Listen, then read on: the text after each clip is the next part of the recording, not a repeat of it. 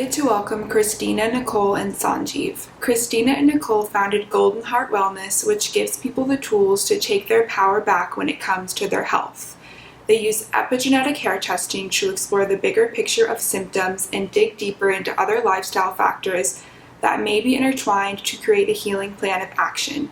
Sanjeev founded Pros, which is a brand full of amazing products committed to elevating health and performance in 5 key areas: immunity, restful sleep, relief plus recovery, emotional balance, and focus plus clarity. Thank you so much for joining EricsHouse today. Christina, Nicole, and Sanjeev are going to share essential tips to help stabilize your mind and body alongside grief. We will share a guide to wellness in grief and setting realistic expectations. Well, thank you so much, Maddie. Grief is such a systemic thing for the body. At times, your heart can hurt, your muscles can ache, and definitely your stomach can feel upset. And sometimes we'll go and we'll reach for those, really comforting foods that may not be all that healthy, but it's okay. You need a time in which you can just be at peace and be at calm and have elements of joy in your life, and food does that for you. But one of the things that also happens is that you kind of have some digestive issues that don't allow you to necessarily eat some of the good foods that maybe you should be doing, or even enough. And that can cause a lot of further issues as well too, because remember, food is fuel. And so that's why we've got some really exciting kind of ideas and some tips for all of you to kind of help with your health, help with your nutrition, and most importantly allow you to get through this grief journey in a way that's very positive for you. So excited to kind of share that today, huh? Yes, let's do it. Sweet, let's do it. All right, so the first thing that we're going to be talking about is nutrition. And we want to preface it by saying, what you're going through is totally normal. And nutrition does have an impact physically on the body. It's normal to want to go to comforting foods like sweets or maybe like unhealthier coping mechanisms like alcohol. But what we want to do is tell you that it's not about shaming and saying one food is bad and one food is good.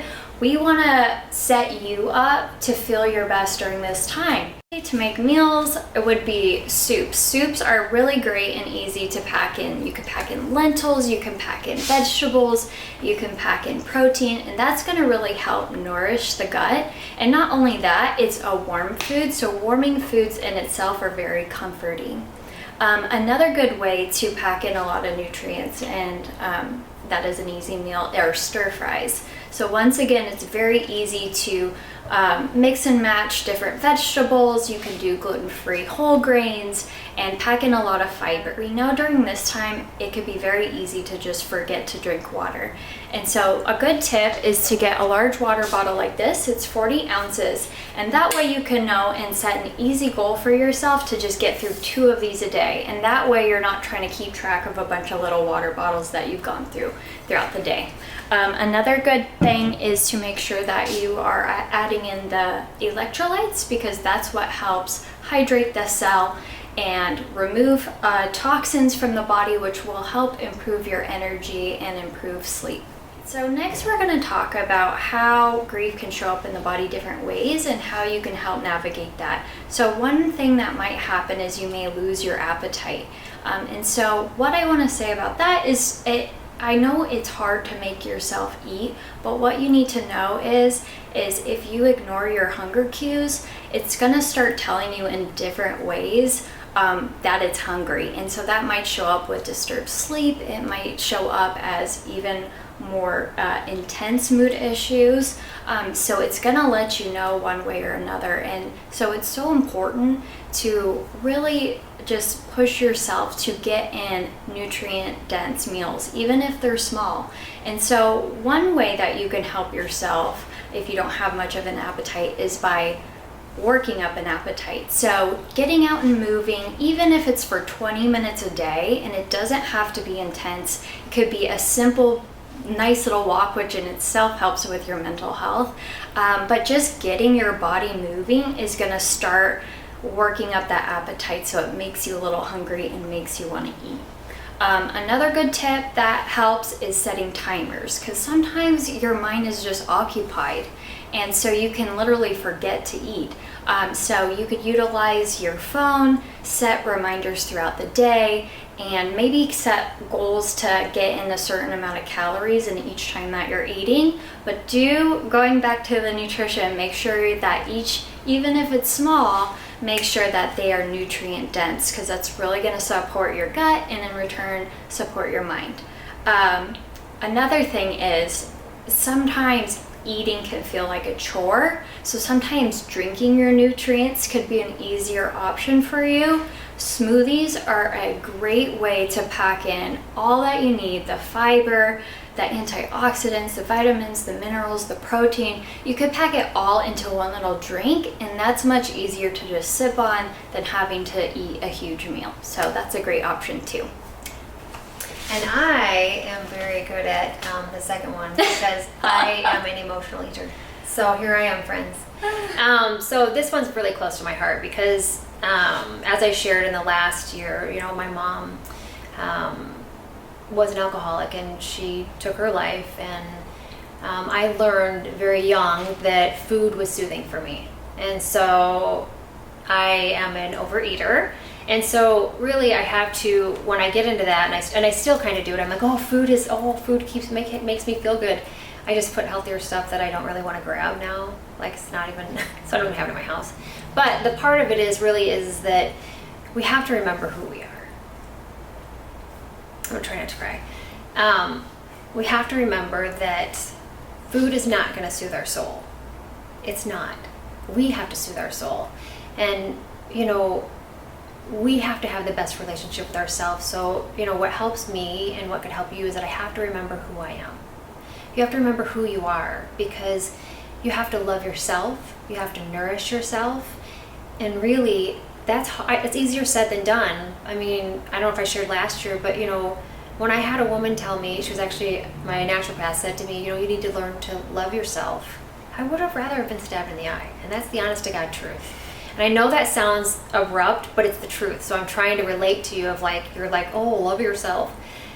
But we just have to. And now here I am, a year later that I'm getting there, right? Because when you don't have that, you're looking to make, to fill the hole. And the other part is when there's scarcity of food, you eat fast. And so we're not mindfully, we're actually like, oh my gosh, I must get all this in. And so what happens is it takes 20 minutes for your gut and brain to talk to each other, meaning 20 minutes. So for instance, I will eat something that's so good and I'll eat it so fast. And then after the 20 minutes, my body's finally like, what are you doing? And then you're like, you feel like overfed and not good. So just tell enjoy it. I know it's hard. But if you can just realize that your relationship with you is the best and most important relationship you will ever have. So that, if I could give you that is the most important, is just remember who you are. Ask the food to nourish your body before you eat. That will actually start the digestive enzymes moving. It literally does, your brain. And then you've slowed your digestive system down to where you can actually settle in and you can enjoy your food. Supplement tips for you guys, and I'm only going to give you a couple of them because I don't want to go through a whole list, and just so you know, we'll put them in the show notes so that you guys can so you don't have to try and remember like what did she do. You don't have to try and rewind it, whatever. It'll be in the show notes so that we can make it really easy for you. And please know that supplements do not replace food, so you have to, like she said, nourish your gut. And then the first one would be a multivitamin, because a multivitamin, when we are going through bouts of stress and things that, just take a lot of energy from us, we need to make sure that we're filling in the gaps. And a multivitamin would do that for you, to fill in the gaps. Second, my favorite is magnesium. I love this thing so much. So magnesium lotion and magnesium, but I love the magnesium lotion. And the reason I do is because magnesium sits in the tissues, and so our heart is what needs it the most. And your heart is the only organ that doesn't absorb it. So if you take this, you put it on your hands and then you rub it on your chest, on your heart, it'll absorb, and you'll find that it goes into the tissues, and it literally, you can feel like the anxiousness start to come down. And they're great for sleep, it's great for like muscles, but magnesium really is one of my favorites, because when you're stressed also, you fly through magnesium. And so it's super important to always keep that up, because it really helps to keep the dopamine and the serotonin up, and it works with a lot of other of your vitamins and supplements, so that they all work together beautifully. Meditation is important because it really sets the space for 1, acceptance, and 2, a place of healing. So like I said, it's going to look different for everybody. And meditation, it could be walking, it could be yoga, it could be deep breathing, it could be stretching. But the main point is to really get you to that present moment. Some good resources that I like, one is called Headspace. It's an app, and it's guided meditations. That's what I personally like, because I'm just not someone who could go sit in a corner and think of guiding myself. So I need someone to guide me guide me through it, and it's gonna make it a lot easier. The thing that I love about it too, it's an app, and they also have an interactive thing on Netflix if you have Netflix. And so a lot of people, and most people do have Netflix, so it's an easy way to access it. Another thing that I like, it's a free resource, is YouTube. If you search grief meditation, there are so many amazing guided meditations on YouTube, and it's absolutely free, so that is a great one. One that I personally enjoy, it's called Wellness on the Farm. Sounds kind of silly, but her voice is so soothing. For me personally, I think it's very relaxing when you have a nice calm woman's voice. And then she has these beautiful images of like nature, and so it's just very calming, and she does a great job. One other thing is an app called Better Sleep, and it is also guided meditations, but it's specifically designed to help you wind down and sleep better. Lastly, what I want to touch on is the 5 sense technique. And so this is really good if you feel like you're very anxious, you're overwhelmed, you're outside of your body. This is a good technique that you could do anywhere at any time, and it's a free resource. So what you want to do is first it's called the 5 sense technique. So first you want to look for 5 things around you, and you're going to say them out loudly. For instance, I see a light, I see a camera, I see a table. So you're going to say 5. And then you're going to do 4. Feel 4 sensations. Okay, I feel my hair, I feel my shirt, and you're gonna go through 4 sensations. And then you're gonna do 3 sounds. Okay, I can hear the air conditioning. I can hear someone rolling away on their chair. So three things you can hear. And then 2 smells, and then 1 taste. And so what that does is you utilize all your senses and you come back into your body. And so that's a great way to always come back to the present moment. And then I'm going to talk about movement, because I'm always moving. Movement is really important when we are in a state of grief, in a state of anything in our head. And so this is another thing that I've used. I don't work out because I want to be fit. I work out so I shut the people upstairs off. Like, they stop talking upstairs. I take them and they go to bed. But I really, I have to move. So, and when you move, you really are, you're moving your body, but your lymphatic system is moving. Everything's starting to move, and it's super important, because then you can get out of your brain. And I know that sometimes, maybe you don't have a gym, or maybe you don't have, certain things that are there for you, like at your disposal, but you can go for a walk. And what you can do when you go for a walk, you can just realize, like, go back to the basics, right? Meaning, like, get outside, walk, notice the birds chirping, get in nature. Ever notice, like, when you've been, like, at the beach for a day, you come back and you feel amazing? You're like, you feel tan or whatever, but you also, you're getting vitamin D, and you're grounding into the ground because you're barefoot and you're running around, and you're just outside. Like, you don't have your phone, you don't have any electronics, you're outside. And so nature will heal us if we allow it.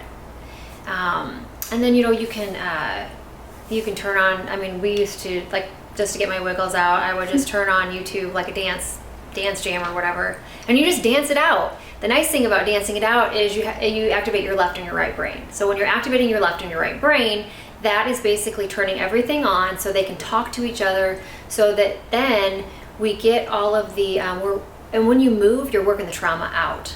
So, which is kind of cool because and you'll feel good because you did something for your body, but it's really kind of a catch-22, like not catch-22, actually a whole picture. You're getting when you move, because you are activating left and right brain.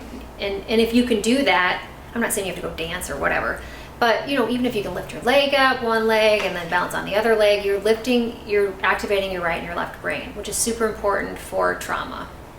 And then go to a class, like for me, like I just have a routine, and I write it down, and it's so simple. It's a piece of paper, and I write down Monday, all right, I'm going to go to bar or dance class or whatever. And I don't typically love all these classes, but what I do know is that I feel better when I'm done. And so if I have it written down, then I actually I need to go, because sometimes your brain doesn't want to do that either. You don't know how you're going to feel tomorrow.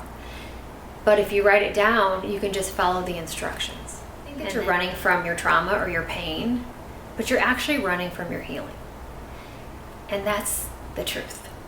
And I hope that that these tips have helped you guys, and I hope that you have a great and wonderful day.